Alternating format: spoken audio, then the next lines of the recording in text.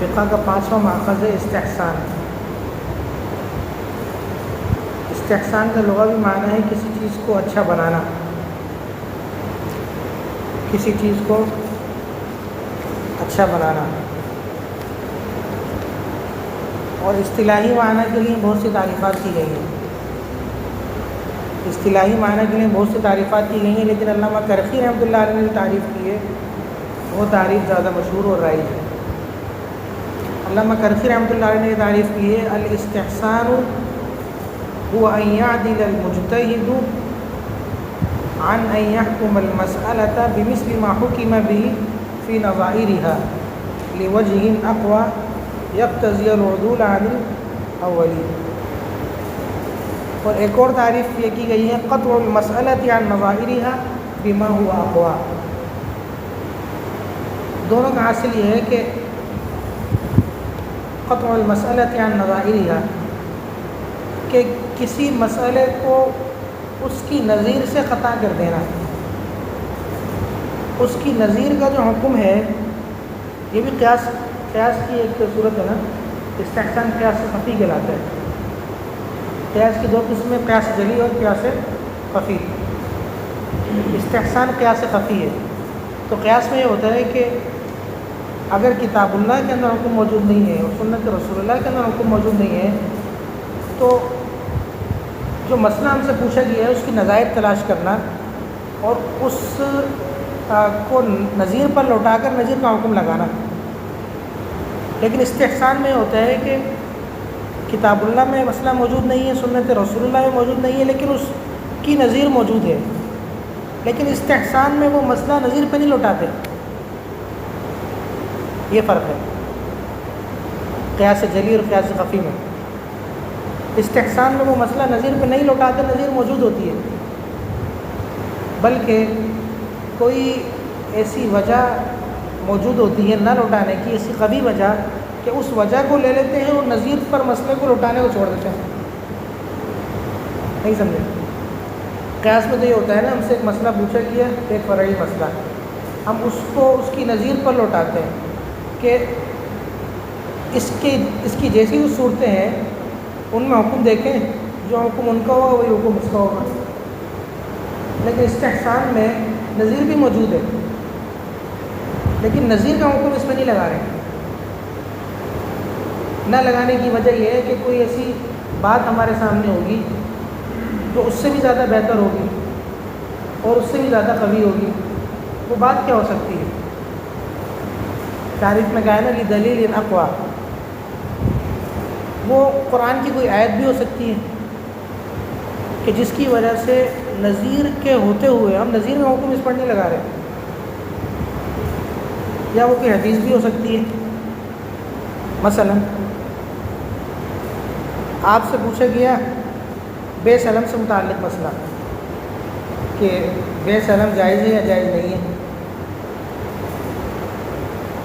تو آپ کو اس کا حکم کتاب اللہ میں بھی نہیں ملا اور صراحت کے ساتھ سنت رسول اللہ میں بھی نہیں ملا، لیکن آپ کے سامنے نظائر ہیں کہ معدوم کی جو بے ہے وہ جائز نہیں ہے، اس کے نظائر موجود ہیں۔ تو ایک صورت تو یہ تھی کہ آپ جو نظیر کا حکم ہے وہی حکم اس پر لگا دیتے کہ بے سلم کے اندر بھی معدوم کی بے ہوتی ہے، مبی معدوم ہوتی ہے، لیکن بے سلم کی مشروعیت پر حدیث میں خلاف قیاس حکم آیا ہے۔ بے سلم کی مشروعیت کا حدیث میں خلاف قیاس حکم آیا ہے کہ ضرورت کی وجہ سے بے سلم کی ویسے ہی اجازت دی ہے،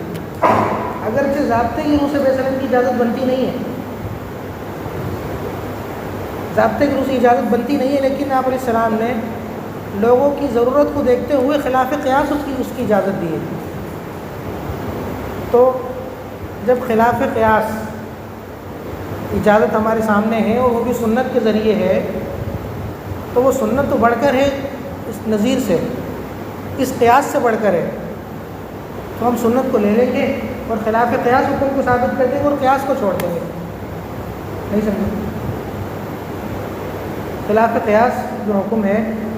جو سنت میں آیا ہے ہم اس سنت کو تو لے لیں گے اور اس قیاس کو چھوڑ دیں گے، وہ حکم خلاف قیاس ثابت کر دیں گے۔ ہاں اس خلاف قیاس پر مزید قیاس نہیں کیا جا سکتا کیونکہ یہ خود خلاف قیاس ہے، خلاف قیاس پر کسی کو قیاس نہیں کیا جا سکتا کیونکہ یہ ایک نادر صورت ہے، ایک شاذ صورت ہے اور یہ خود خلاف ضابطہ ہے۔ نظیر اس کی نظیر یہ ہو سکتی ہے کہ بے معدوم کی جتنی صورتیں ہیں آپ کے سامنے وہ ساری ناجائز ہیں اور یہ بھی بے معدوم ہے، آپ ان کا حکم اٹھا کر اس پہ لگائیں گے نا، لیکن نہیں لگایا۔ وجہ یہ تھی کہ روایت ہمارے سامنے آ گئی کہ آپ علیہ السلام نے خلاف قیاس اس کی اجازت دے دی، جب خلاف قیاس اس کی اجازت دے دی، خلاف ضابطہ اس کو جائز قرار دے دیا، تو ہم اس ضابطے کو لے لیں گے، اس حدیث کو لے لیں گے اور اس قیاس کو چھوڑ دیں گے۔ سمجھ گئے؟ اسی طریقے سے ایک وجہ یہ ہو سکتی ہے کہ امت کا تعامل ہو،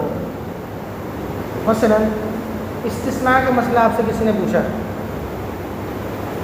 استثناء میں بھی جو مبی ہوتی ہے وہ معاملے کے وقت معدوم ہوتی ہے، وہ تو پھر بعد میں تیار ہوتی ہے، تو ہونا یہ چاہیے تھا کہ آپ جو مبی معدوم کی جو صورتیں ہیں ان صورتوں کو سامنے رکھتے اور ان کا حکم لگاتے اس پر، لیکن آپ کے سامنے امت کا تعامل آ گیا کہ تعامل امت کی وجہ سے دفع حرج کے لیے یا تنگی کو دور کرنے کے لیے اس کی خلاف قیاس اجازت دے دی گئی، تو آپ تعامل کی وجہ سے قیاس پہ نہیں جائیں گے، اس تعامل کو لے لیں گے پر خلاف قیاس اس کا حکم لگا دیں گے۔ استحسان کا مطلب یہ ہے نا کہ اس سے اچھی ایک چیز ہمیں مل گئی، قیاس سے ایک اچھی چیز ہمیں مل گئی جس کو امت کے لیے آسانی ہے، نہیں سمجھے؟ امت کے لیے اس میں زیادہ آسانی ہے کہ ایک چیز ناجائز ہو رہی ہے اور اگر وہ ناجائز ہو جائے تو امت کو بہت زیادہ تنگی ہوگی، تو خلاف قیاس آپ علیہ السلام نے اجازت دے دی یا تعامل امت درمیان میں آ گیا، تو ہم تعامل کو دلیل بنا لیں گے اور آپ علیہ السلام کی سنت کو دلیل بنا لیں گے اور امت کے لیے آسانی پیدا کریں گے۔ اسی طریقے سے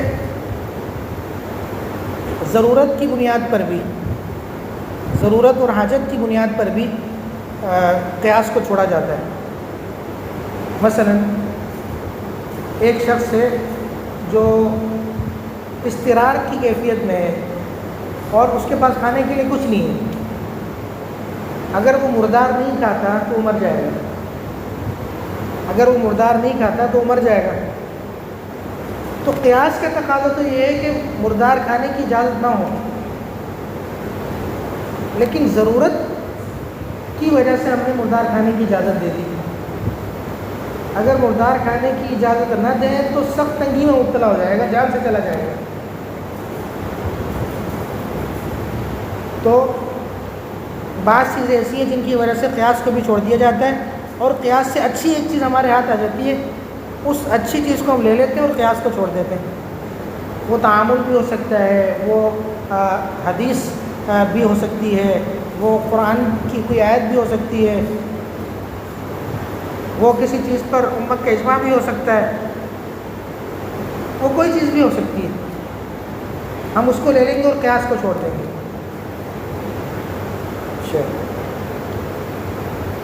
اگلا عنوان ہے استحسان اور فقہائے اسلام۔ امام شافعی رحمۃ اللہ علیہ کے علاوہ جتنے فقہاء ہیں، چاہے وہ احناف ہوں، چاہے مالکیہ ہوں، چاہے حنابلہ ہوں، سب کے نزدیک استحسان حجت ہے، سب استحسان کی مشروعیت کے قائل ہیں، لیکن امام شافعی رحمۃ اللہ علیہ استحسان کی مشروعیت کے قائل نہیں ہیں۔ امام شافعی رحمۃ اللہ علیہ کے اس حوالے سے مشہور قول ہے کہ استحسان تو لذت حاصل کرنے کا ایک طریقہ ہے، استحسان لذت حاصل کرنے کا ایک طریقہ ہے، وہ اس طرح کہ جو اس کے نظائر ہیں ان کا حکم اس پر لگاؤ نا، آپ نظائر کو تو چھوڑ دیتے ہو اور خلاف قیاس ایک چیز اس کے لیے ثابت کر دیتے ہو، یعنی خلاف قیاس ایک گنجائش آپ پیدا کر رہے ہیں، خلاف قیاس ایک گنجائش پیدا کر رہے ہیں، جبکہ قواعد اور جو اصول ہیں وہ اس کے خلاف ہیں، وہ اس کی اجازت نہیں دیتے، لیکن ہم خلاف قیاس ایک چیز کو ثابت کر رہے ہیں۔ تو امام شافعی رحمۃ اللہ علیہ کا قول ہے یہ محض لذت حاصل کرنے کا ایک طریقہ ہے، اپنے لیے آسانی ڈھونڈنا، یہ اس کا ایک طریقہ ہے۔ اور اسی طریقے سے شافعی کی کتاب ہے منہاج الاصول، اس میں امام شافعی رحمۃ اللہ علیہ کی نسبت سے یہ روایت یہ لکھا ہوا ہے کہ من استحسن فقد شرع اے وضع شرعا جدیدا، کہ جو استحسان سے کام لے تو اس کا مطلب تو ایسا ہے کہ اس نے کوئی نئی شریعت کو ایجاد کیا کہ سارے ضابطوں سے ہٹ کر خلاف قیاس ایک چیز کو وہ حجت بنا رہا ہے اور خلاف قیاس ایک چیز کو ثابت کر رہا ہے۔ لیکن شوافع میں سے بھی جو محقق فقہاء ہیں اور محقق علماء ہیں وہ اس کو حجت مانتے ہیں، وہ اس کو حجت مانتے ہیں۔ اور پہلا جو قول تھا وہ امام شافعی رحمۃ اللہ علیہ کا اگرچہ مشہور قول تھا، لیکن اس طرح معلوم ہوتا ہے کہ ان کے دیگر فقہاء اور جو محقق فقہاء ہیں ان کی صراحت کے ساتھ کہ امام شافعی رحمۃ اللہ علیہ کا غیر مشہور قول بھی استحسان کی حجت کا ہوگا، کیونکہ محقق جو علماء ہیں شوافع کے وہ استحسان کی حجت کے قائل ہیں۔ یہ ایک عبارت ہے ان الحق ما قاله ابن حاجب واشار الیہ العامدی انه لا يتحقق استحسان مختلف فيه، کہ استحسان مختلف کی کوئی چیز ہی نہیں ہے، یعنی استحسان متفق علیہ ہے۔ یہ شوافع کے محقق علماء کی طرف سے یہ عبارت ہے، ان کی کتابوں میں ہے کہ استحسان مختلف کی کوئی چیز ہی نہیں ہے، استحسان کل کا کل متفق علیہ ہے۔ اس کا مطلب یہ ہے کہ شوافع کے جو محقق علماء ہیں وہ بھی استحسان کی حجت کے قائل ہیں کہ استحسان پر سب کا اتفاق ہے۔ تین فقہاء کا تو پہلے اتفاق تھا اور تین ائمہ کا، یعنی احناف، حنابلہ اور مالکیہ، شوافع بچتے تھے، اور شوافع کے محقق علماء کی طرف سے بھی یہ قول ہے کہ استحسان مختلف ہی کوئی چیز ہی نہیں ہے، بلکہ استحسان بھی متفق علیہ ہے۔ تو اس کا مطلب یہ ہوا کہ استحسان چاروں ائمہ کے نزدیک متفق علیہ ہے، لیکن امام شافعی رحمۃ اللہ علیہ کا مشہور جو قول ہے وہ قول وہی ہے کہ استحسان لذت حاصل کرنے کا ایک طریقہ ہے اور استحسان حجت نہیں ہے۔ اچھا، اسی طرح شاہ ولی اللہ رحمۃ اللہ علیہ، شاہ ولی اللہ رحمۃ اللہ علیہ بھی اس طرف گئے ہیں کہ استحسان حجت نہیں ہے، استحسان حجت نہیں ہے۔ حجت اللہ بالغہ جو ان کی کتاب ہے اس میں انہوں نے لکھا ہے من اسباب التحریف الاستحسان،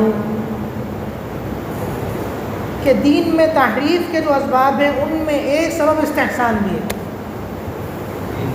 دین میں تحریف کے جو اسباب ہیں ان اسباب میں سے ایک سبب استحسان بھی ہے، یعنی آپ ضابطے کو ہی چھوڑ دیتے ہو نا سرے سے۔ قیاس کے جو تقاضے ہیں اور اس مسئلے کے جو نظائر کا حکم ہے وہ حکم ہی آپ سرے سے چھوڑ دیتے ہو اور کہتے ہو کہ نہیں یہ مسئلہ خلاف ضابطہ ہے اور خلاف قیاس ثابت ہے۔ ان کے نزدیک من اسباب التحریف الاستحسان،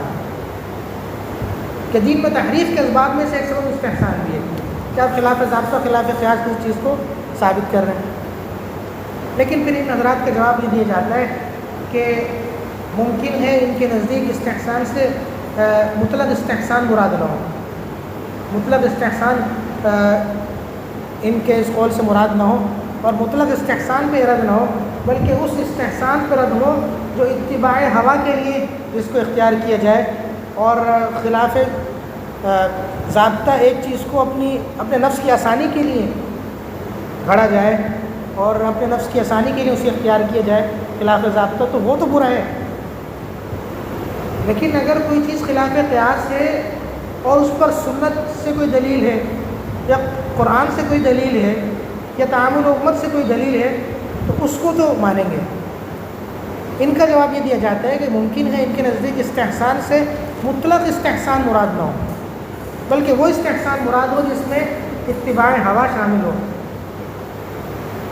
کوئی شخص یہ کہے کہ اگرچہ یہ ضابطہ ہے، اس ضابطے کو میں نہیں مانتا، آسانی اس میں ہے، اور اس کے پاس نہ قرآن سے کوئی دلیل موجود ہے، نہ سنت سے کوئی دلیل موجود ہے، نہ تعامل امت ہے، نہ کچھ اور ہے، تو وہ استحسان تو برا ہے، اس پر تو سب کا اتفاق ہے۔ لیکن مطلق استحسان برا نہیں ہے، بلکہ مطلق استحسان تو قیاس سے بھی اچھا ہے۔ اچھا، اس کے بعد استحسان کی مشروعیت پر دلائل، استحسان کی مشروعیت پر دلائل۔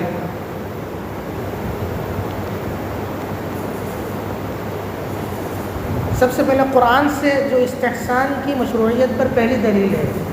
اور استحسان کی حجت ہونے پر پہلی دلیل ہے، وہ یہ ہے فَبَشِّرْ عِبَادِيَ الَّذِينَ يَسْتَمِعُونَ الْقَوْلَ فَيَتَّبِعُونَ أَحْسَنَهُ فَبَشِّرْ عِبَادِيَ الَّذِينَ يَسْتَمِعُونَ الْقَوْلَ فَيَتَّبِعُونَ أَحْسَنَهُ، کہ آپ میرے ان بندوں کو خوشخبری دیتے ہیں جو بات کو سنتے ہیں اور احسن کی اتباع کرتے ہیں، اور احسن کی اتباع کرتے ہیں۔ کیا مطلب؟ جو حسن ہے یا جو غیر حسن ہے اس کو چھوڑ دیتے ہیں، اور جو احسن ہے اس کو مانتے ہیں۔ استحسان میں بھی تو یہ ہے نا کہ ہم جو قیاس کو چھوڑ رہے ہیں، ہم جو ضابطے کو چھوڑ رہے ہیں، وہ اس وجہ سے چھوڑ رہے ہیں کہ اس سے اچھی ایک چیز ہے، اس سے احسن ایک چیز ہے۔ تو ان آیات کو استحسان کی حجیت کے طور پر پیش کیا جاتا ہے فَيَتَّبِعُونَ أَحْسَنَهُ، کہ وہ اتباع کرتے ہیں احسن کی۔ کیا مطلب؟ اس کے مقابلے میں حسن بھی ہوتا ہے، اس کو چھوڑ دیتے ہیں، بلکہ اس سے اچھے کو لیتے ہیں۔ دوسری دلیل وَأْمُرْ قَوْمَكَ يَأْخُذُوا بِأَحْسَنِهَا، يَأْخُذُوهُ ہے شاید، وَأْمُرْ قَوْمَكَ يَأْخُذُوهُ ہے یا نہیں ہے؟ وَأْمُرْ قَوْمَكَ يَأْخُذُوهُ بِأَحْسَنِهَا، يَأْخُذُوهُ بِأَحْسَنِهَا، چلو بِأَحْسَنِهَا، یعنی بِأَحْسَنِهَا سے یہی مراد ہے کہ حسن کو چھوڑ دیتے ہیں، بلکہ اس سے بڑھ کر جو چیز ہوتی ہے، جو اس سے زیادہ حسین ہوتی ہے اور جو اس سے زیادہ اچھی ہوتی ہے، اس کو لیتے ہیں، اور وہ استحسان ہے۔ کیونکہ استحسان قیاس کے مقابلے میں زیادہ اچھی چیز ہے، اس میں امت کے لیے آسانی ہے۔ اچھا، تیسری دلیل یرید اللہ بکم اليسر ولا یرید بکم العسر، کہ اللہ تمہارے لیے آسانی چاہتا ہے اور تمہارے لیے مشکل نہیں چاہتا۔ اور اس معنی کی جتنی آیات ہیں جس میں یہ ہے کہ اللہ آسانی چاہتا ہے اور اللہ مشکل نہیں چاہتا، یہ سب استحسان کی حجیت میں پیش کی جا سکتی ہیں، کیونکہ استحسان میں بھی ضابطے کو چھوڑا ہے آسانی کے لیے۔ ایسا ہے کہ نہیں؟ استحسان میں ضابطے کو چھوڑ دیتے ہیں آسانی کے لیے، اور آسانی پر بھی کوئی دلیل ہوتی ہے، ایسے نہیں چھوڑتے۔ تو یرید اللہ بکم اليسر ولا یرید بکم العسر، اور اس معنی میں جتنی آیات یا حدیث ہیں، جتنی نصوص ہیں، سب پیش کی جا سکتی ہیں استحسان کی حجت کے طور پر۔ اور حضرت عبداللہ بن مسعود رضی اللہ تعالیٰ عنہ کا قول بھی استحسان کی حجت میں پیش کیا جاتا ہے کہ خیر دینکم اليسر، خیر دینکم اليسر، کہ تمہارا اچھا دین کیا ہے؟ خیر دینکم اليسر، تمہارا اچھا دین کیا ہے؟ آسانی۔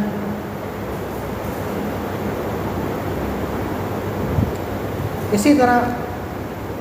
حدیث سے اگر حجیت کو پیش کیا جائے تو بہت مشہور حدیث ہے ما رآہ المسلمون حسنا فعند اللہ حسن، کہ مسلمان جسے اچھا سمجھتے ہیں اللہ جسے اچھا سمجھتا ہے۔ ما رآہ المسلمون حسنا فعند اللہ حسن، کہ مسلمان جسے اچھا سمجھتے ہیں اللہ بھی اسے اچھا سمجھتا ہے، اور اس میں گنجائش پیدا ہو جاتی ہے۔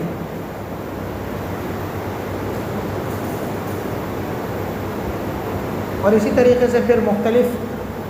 صحابہ کے اقوال سے، تابعین کے اقوال سے اس کی حجیت پیش کی جا سکتی ہے۔